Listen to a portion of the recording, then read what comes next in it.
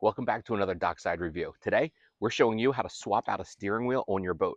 On ours, you'll see we've got this 13-inch destroyer style steering wheel, and it's great, it's awesome, but the issue I have is that I hit my throttle whenever I turn. So I'm going down to a little bit smaller. We're doing an 11-inch destroyer with a suicide knob. So come along, and I'm going to show you how we do this project. All right, so first step, you need a flathead screwdriver, and you're going to come down here onto this cap and simply pop it in. Oh, that came right out. That was easy. Pop that out with a flathead. Yours will likely be a little more tough. Next, I've already checked. This is a 3/4 inch nut that's on this steering shaft right here. So I'm going to put my socket on, break that free. And now this is a neat trick. If you can see right here, I've got the nut coming just past the threads, so the threads aren't exposed. And what you want to do next is get a hammer, and we're going to bang on that nut while we apply some pressure to pull the wheel out. So let's see if we can do it in tight quarters.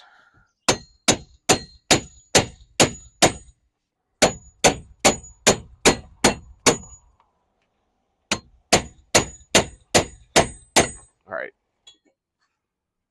So we were able to get that broke free, and we'll pull the bolt off. And mine has a washer on it, so I'm going to be careful to pull that off too. Not all of them do. Yours may or may not. There we go. Not in bad shape. I'm going to keep this wheel. If I ever get a different throttle or change my setup, I might go back to the bigger wheel. But for right now, this is perfect. Now on this side, there is a piece of metal sticking out. This is called a keyway. This is really important. You don't want to lose that.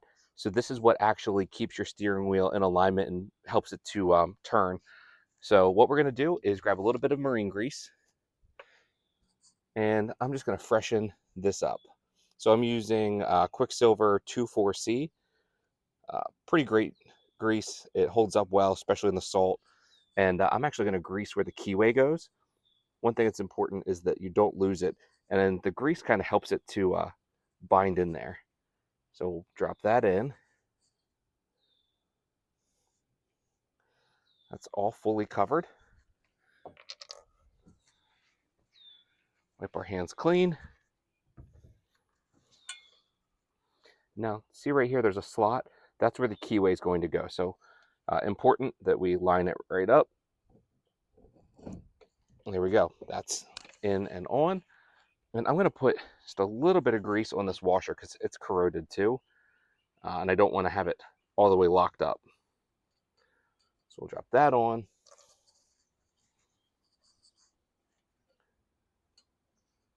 Grab our nut. Get that started.